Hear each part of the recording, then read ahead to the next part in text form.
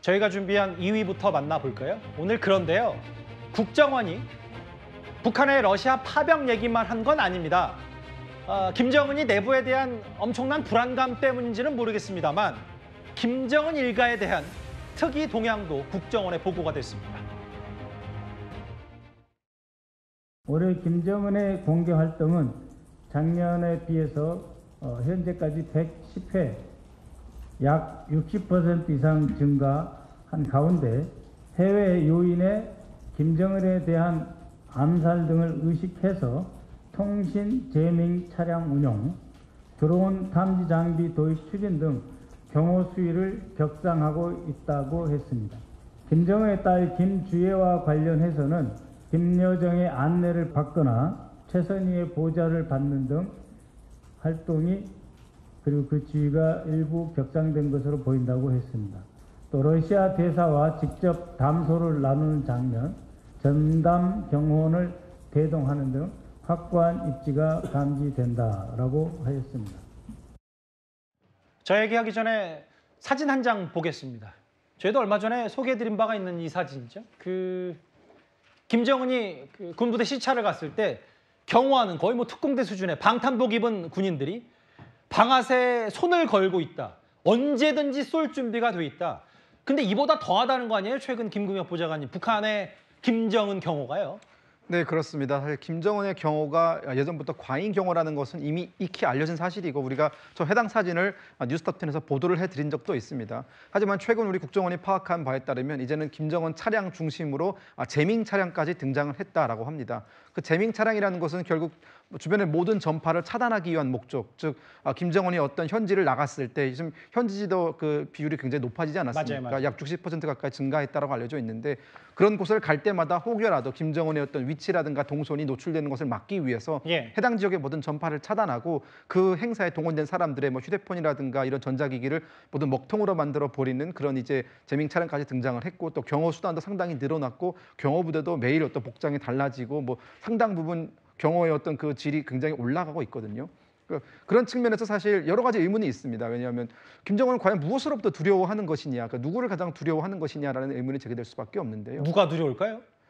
뭐 많은 전문가들은 김정은이 뭐 미국이라든가 한국의 암살 위협을 두려워하는 것 아니냐라고 판단을 하실 수 있는데 물론 그것도 김정은에게 미치는 큰 어떤 위협 요인 중에 하나가 되겠지만 현재 김정은이 차용하고 있는 여러 가지 어떤 보호 장비라든가 뭐 제밍 차량이라든가 뭐 경호원의 수를 늘린다든가 이런 것들을 종합적으로 놓고 봤을 때에는 이 북한 내부에서 일어날 수 있는 소요 사태에 대해서도 상당히 두려워하고 있다라는 것이 여러 가지로 저는 좀 느껴지고 있다라는 생각이 듭니다. 그러니까 뭐 결론은 이런 거네요. 북한 민심이 동요하고 있기 때문에 대민 시찰은 안 할 수 없는데 또 나가자니 너무 자주 나가니까 워낙 본인에 대한 경호가 불안하고 지금 러시아 파병까지 한 마당에 전 세계가 북한을 비판하고 주목하니까 여러 가지 고민이 있다. 다음 화면을 보겠습니다. 전파 끊어놓는 제밍 차량도 같이 간다. 그건 말고도 또 하나 있는 게 오늘 국정원 보고에 따르면 김주애가 북한 내 지위가 격상됐다고 하는데 뭐 우리도 뭐 4대 세습 얘기도 저희가 짚어봤습니다만 김주애의 북한 내 지위가 격상됐다는 걸 좀 더 구체적으로 풀면 어떤 의미가 있는 걸까요? 현재 김주애에 있는 북한 내에서 어떤 정치 권력이라든가 또 행정 시스템에서 공식적인 직함이 있는 건 아닙니다.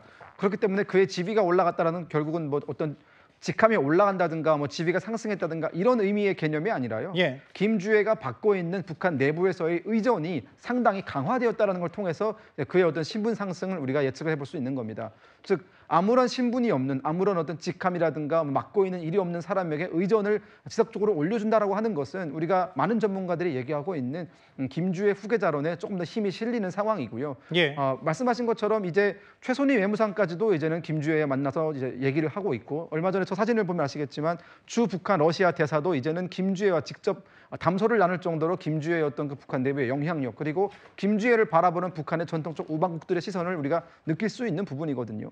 그리고 지난 8월에 공개된 저 김여정 부부장이 김주애에게 깍듯이 의전을 하는 그런 사진을 보면서 이제는 사실상 김정은도 김주애의 후계자론에 대해서 더 이상 숨기지 않고 오히려 그것을 더 강화시키는 방향으로 가고 있다는 겁니다. 참 지위야 북한 지도부가 올리면 올리는 대로 가겠지만 북한 주민들이 바라보는 김주애 뭐 열 몇 살인가요? 이 사람의 권위를 최근에 이 파병과 맞물려서 북한 주민들이 어떻게 받아들일지는 참 의문부호입니다.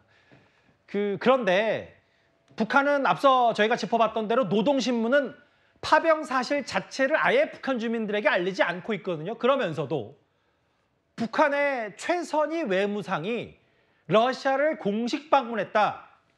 그래서 평양을 출발했다. 이 얘기는 오늘 노동신문이 보도했습니다.